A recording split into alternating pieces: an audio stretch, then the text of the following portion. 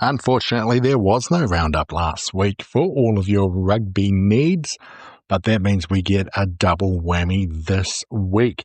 That includes talking about all of the club finals from around the world and looking forward to this week and the start of the Nations Championship and the Nations Cup.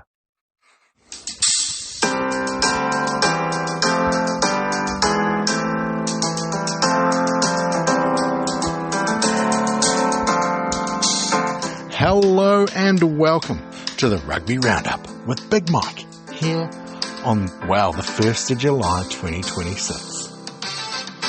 It is I, Big Mike, here at Big Mike Rugby. Oh boy, there's a lot going on in the world of sports, but no sport is better than the beautiful game.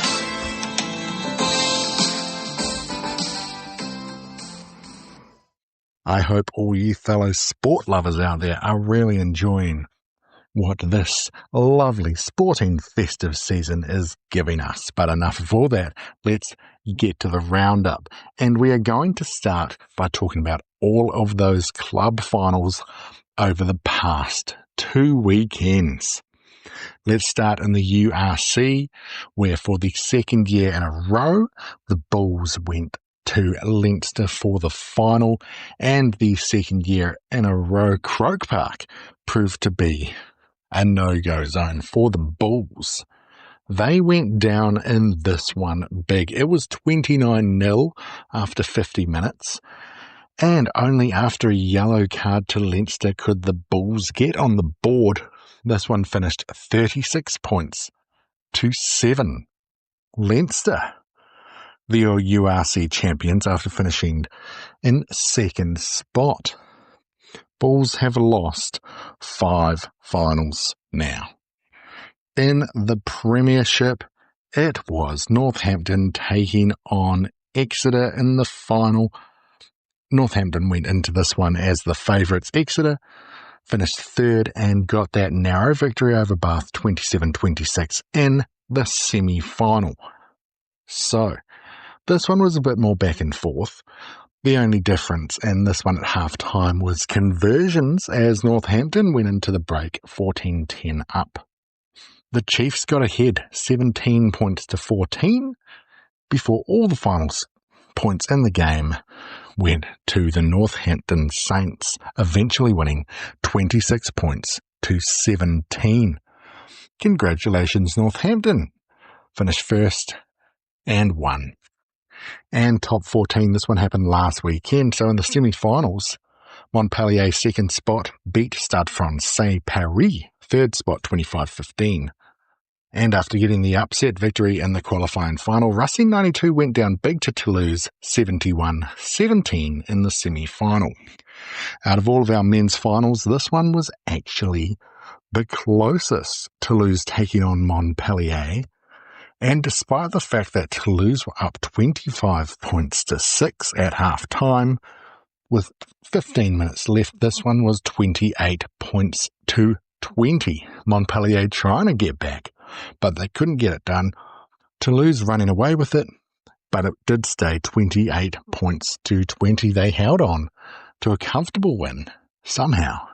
Congratulations. Toulouse finished top of the table and won. And since I'm recapping everything, as we know, the Kobe Steelers won Japan League One Division 1 from top of the table as well a few weeks ago. Now, Super Rugby final, and I was messaging a few of you during this one.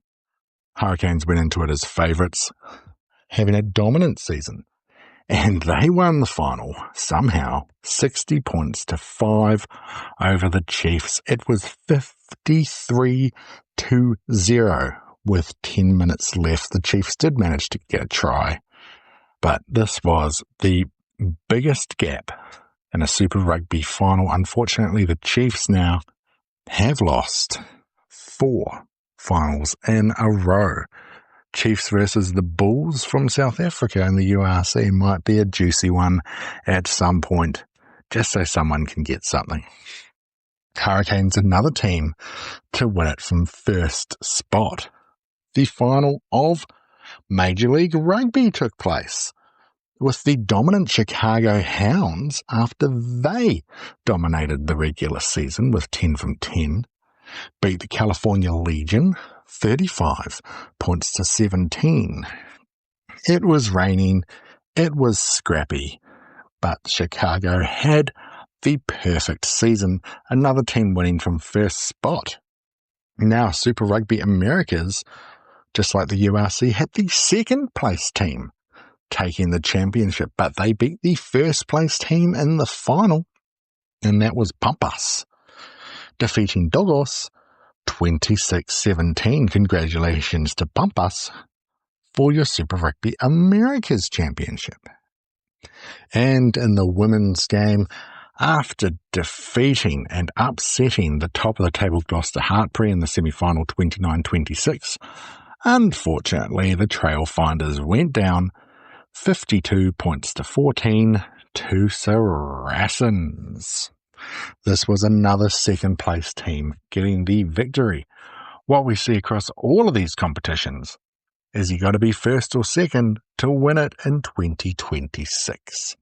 Elsewhere in the world of club rugby and Super Rugby-He in New Zealand, it was round 3 and Matatu got the victory over the Blues women. This one was 27 points to 21. Matatu are now 3 from 3. The Blues women are 2 from 3. The team with no victories are the Chiefs Manawa, who went down 34-29 to the Hurricanes Poa. Each team plays each other one more time before the final. Absolutely huge result from round 4 in Super W in Australia, as the Waratahs lost to an Australian team for the first time in a very long time. They went down to the Western Force, 28 points to 21, and this was after being up 21 points to 7 at half time. In the other game, the Fijiana Drua absolutely demolished the Reds women 50 points to 17. So, after 4 out of the 5 rounds, the Drua are at the top of the table on 14 points, but they also missed this weekend as they haven't had a bye. The Waratahs and the Force are behind them on 9 each, and the Brumbies are just holding on to final spot with 4. The Reds have got the Waratahs this weekend. Oh, don't know how I feel about that one, Reds. And it is the Force taking on the Brumbies. Can the Waratahs or the Force get a big enough victory to jump the Drua into top spot before heading into finals?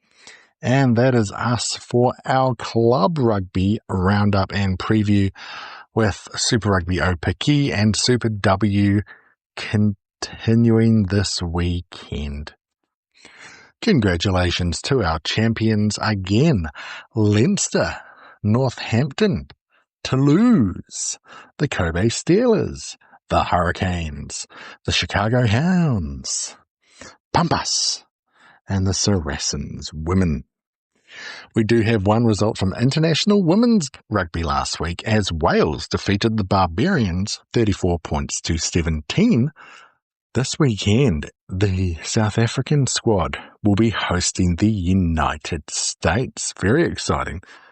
And then in September, we've got WXV coming back. And in October, we've got some global series and some teams hosting other teams for a big tour. How exciting is that in the women's game? Now it's time to talk international men's rugby. We'll go over the results from the past couple of weekends and then look forward to this weekend and its 12 games. Oh yeah.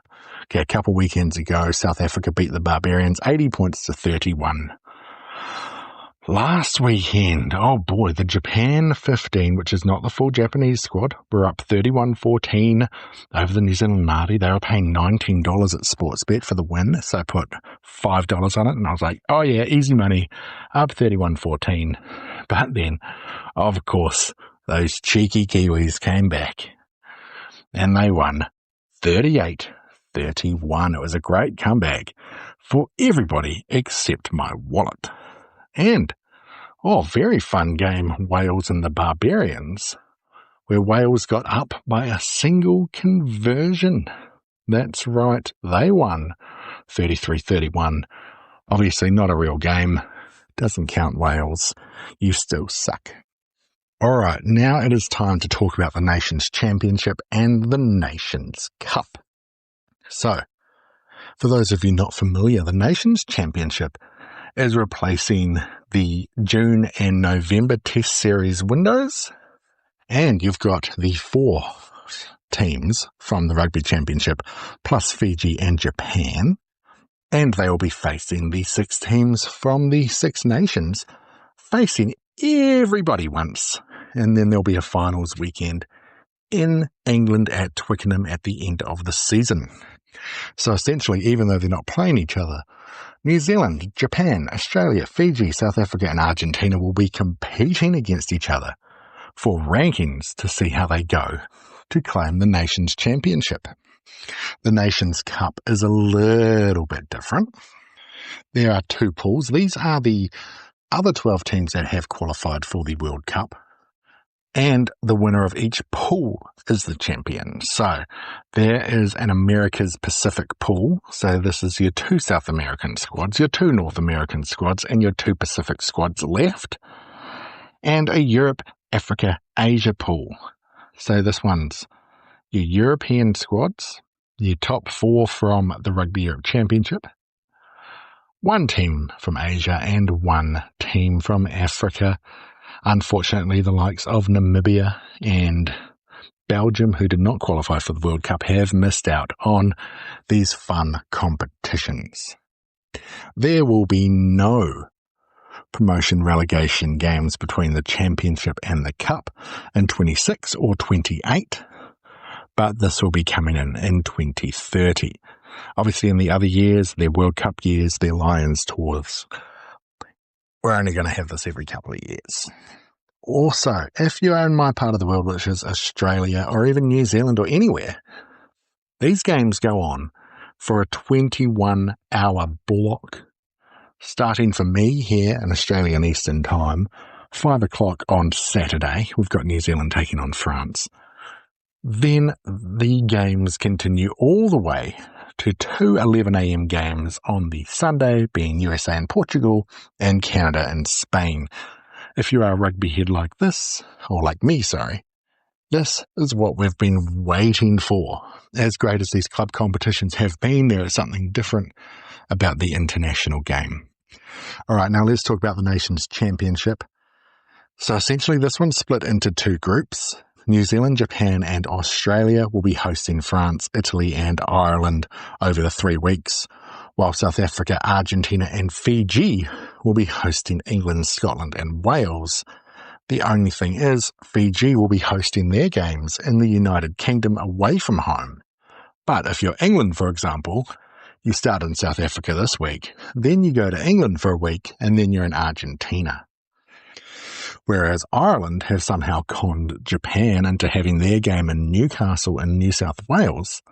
So Ireland start with Australia, and then they play Japan also in Australia before going to New Zealand. Italy are being good sausages by playing Japan in Japan, as will France. Okay, the very first game to kick off the Nations Championship is New Zealand hosting France. This one is the big feud. Unfortunately, Antoine Dupont has pulled out again of another June series, and there'll be no players from Toulouse. However, there'll be players from everywhere except for Toulouse and Montpellier playing for the French. That includes the Bordeaux squad, which won the Champions Cup. So New Zealand, we've got a new coach in Dave Rennie, new captain in Ardie Savea. And New Zealand currently sit in World Ranking 2nd, taking on France in World Ranking 4. This is also the first international game at Christchurch's new International Stadium.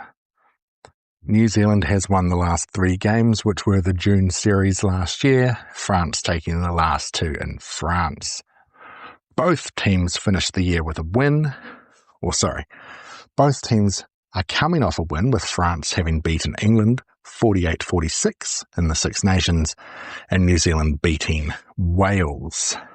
Both teams are 4 from 5 in their last 5 games. Should be a juicy one. At the time of recording, neither team has announced their squad yet, but I'm picking New Zealand will be going with a lot of Hurricanes, get a lot of form in there, and we'll be looking for a big victory. Then we head to Japan, as Italy will be taking on Japan. So they have had 4 meetings. Italy have won 3. Japan has won just the 1. Japan won their last game of last year against Georgia, but also did not have a good finish to their season, whereas Italy had mixed results in the Six Nations, but did defeat England and Scotland. Italy currently sitting 10th in the world rankings. Japan is sitting in 12th. Wouldn't be surprised if Japan won this, but Italy look like the form team going into this one as a team on the rise who have beaten England, and remember last year did beat Australia. And speaking of Australia, in Sydney, they will be taking on Ireland. Now, Ireland have won the last 5 matches between these two teams. After losing their opening game in the Six Nations, Ireland closed out with 4 victories, whereas Australia, on their Northern Hemisphere tour last year, well, they lost 4 from 4, including a match to Ireland, 46-19. It'll be Joe Schmidt's last time coaching Australia before Liz Kiss takes over, with the exception of that huge 27-point victory. Ireland have only won their other games against Australia recently by no more than 5 points. Ireland currently sit in 3rd spot in the world rankings, just behind New Zealand and South Africa, whereas the Wallabies dropped down to 8th. Oh, it's a hard one to pick. Again, Ireland would be the favourites, I imagine, but would not be surprised if Australia do it. Okay, Fiji are hosting Wales in Cardiff, so at least they're getting a bit of money out of it. Okay. Wales, well, they beat Italy in their final game of the Six Nations, and they just came from that victory against the Barbarians on the weekend. Fiji had some big wins last year in the Pacific Nations Cup before going down to France and England in the end of season tour. The last game between these two teams was in November 2024, with Fiji winning that one 24-19.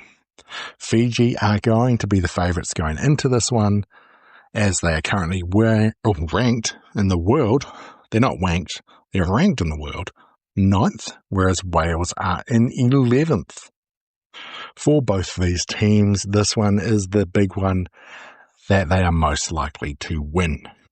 Then we head to South Africa with the world champions at Ellis Park hosting England. This one, could go either way. South Africa are favoured to win it, of course, because England had that shockingly disappointing Six Nations where they lost to Scotland and Ireland and Italy and France after having a great season last year. South Africa haven't lost in a while, all the way back to the Rugby Championship last year where they lost to the All Blacks. So we're picking a big South Africa victory in this one, but at the same time, we wouldn't be surprised if England, who are currently ranked 6th, somehow get the big victory. Depends, are we going to get the England of 2025 or the England of 2026? Final game in the championship this weekend is Argentina hosting Scotland. 2 very exciting teams.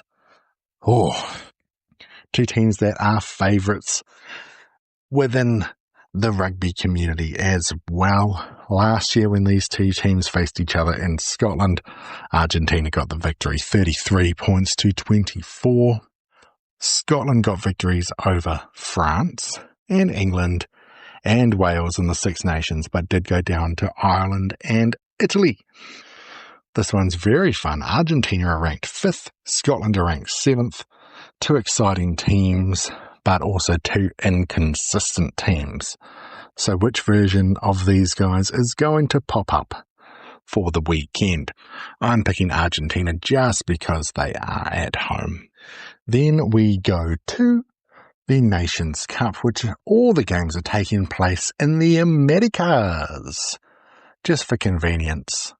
So, first game of the weekend, the favourites of the Nations Cup, that being Georgia, who won the Rugby Europe. No, they came second in the Rugby Europe Championship to Portugal, and that shock loss, remember.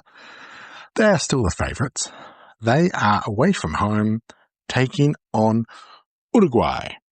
These are two of the top-ranked squads in this one, and it should be the best game of the weekend in the Nations Cup. Georgia are currently ranked 13th. Uruguay are 15th. I expect a close one, but Georgia will be expecting a lot, even though there's been a bit of drama in the background. So that game is taking place in Montevideo. Then we head to Santiago in Chile, as it's Hong Kong taking on Samoa. How fun. Now, Samoa finished last season by beating Brazil and Namibia and drawing with Belgium to qualify for the World Cup. Hong Kong didn't fare too well at the end of the year, going down to a Japan 15 squad a couple of times and then losing to Portugal big, 58 points to 12. Samoa will be big favourites going into this one, even though there's only 3 spots between them in the world ranking, Samoa in 20th and Hong Kong, China in 23rd. Look out for a few familiar names in the Samoa squad. Meanwhile, we've got mostly amateurs in this Hong Kong team. Then second game in the doubleheader, it is Chile hosting Romania. So Chile are currently sitting in 18th, Romania are sitting in 22nd after, for them, a very disappointing Rugby Europe Championship campaign where they lost to Georgia in the semi-final and then Spain in the third place game. They also went down to Germany. So Chile finished last season by 2 sneaky close games against the Italians that they went down with, and a good victory over Manu Samoa to qualify for the World Cup. As the hosts, I'm expecting Chile to win this one. A lot of their players play in Europe and also in the Super Rugby Americas competition. Their home, their climate, I think Chile take this one. Then we head to Colorado and Dick's Sporting Goods Park as Tonga take on Zimbabwe. Oh, wow. Okay, so Tonga's last result from last year, they went down 56-0 to Scotland at the end of the year. But they did pick up victories against Canada and Samoa in the Pacific Nations Cup. Meanwhile, Zimbabwe lost that game to South Africa a couple of weeks ago, 40-0. And last year they picked up victories against South Korea and Algeria. And of course Namibia to qualify for the Rugby World Cup. Tonga is in 19th rank. Zimbabwe is 24th. Expecting a big Tongan victory in this one by potentially 40 or 50 points. Then in the double header, we have the USA hosting Portugal. Portugal head into this one as big favourites, as they won the Rugby Europe Championship and sit 14th in the world rankings. USA, well, they had a loss to Georgia, a big loss to Scotland at the end of the year, but they did beat Romania. USA are sitting in 16th. Unfortunately for the Americans, I imagine that Portugal take this one and continue their momentum from earlier in the year. And finally, Canada are hosting Spain. So the last time these two teams met was last year, with Spain getting a 24-23 victory. Spain's at 17th in the world. Canada, unfortunately, is 25th, the worst ranked squad out of these 24. Canada got one victory last year, and that was the all-important one against the United States in the Pacific Nations Cup to qualify, but they are on a 5-game losing streak, whereas Spain, after losing to Georgia and Portugal in the Rugby Championship did finish with a good victory, 29-23 over Romania. Don't know which version of counter is going to turn up for this one, but we're expecting a Spanish victory. How good are these games going to be this weekend, folks? Holy moly. So let's talk about Big Mike's Big Three games. If you've only got time to watch one, see one, follow one, whatever, maybe make sure it's one of these guys. You know what? I could pick any game I want out of these 12 because every single one of them has a story. So I'm going to pick with what I think are going to be the most exciting games. So for me, that is Fiji hosting Wales in Cardiff. That's the Fijian squad that will want to prove a point after World Rugby said, hey, you guys aren't allowed to host games, against a Wales squad that just isn't who they want to be. Another exciting game, I'm thinking,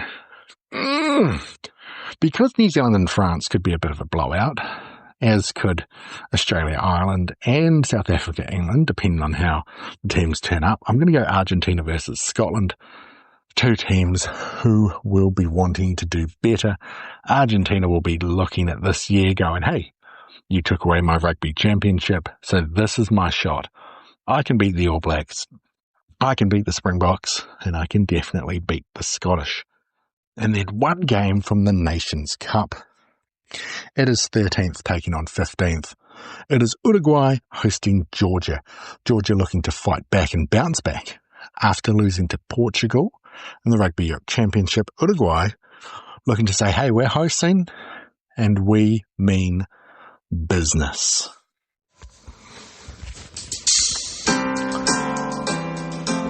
Holy moly. It's going to be a great weekend, folks. Even if you get tired of a bit of rugby, you can go and watch some of the playoffs in that World Cup of football, eh? Major League Baseball's rolling along. There's the NRL if you're into rugby league. Holy moly. Except the Warriors do have a bye. And if the Wars have a bye, it's time to say goodbye to the NRL. Anyway, go and have a beautiful week and watch some beautiful rugby, eh?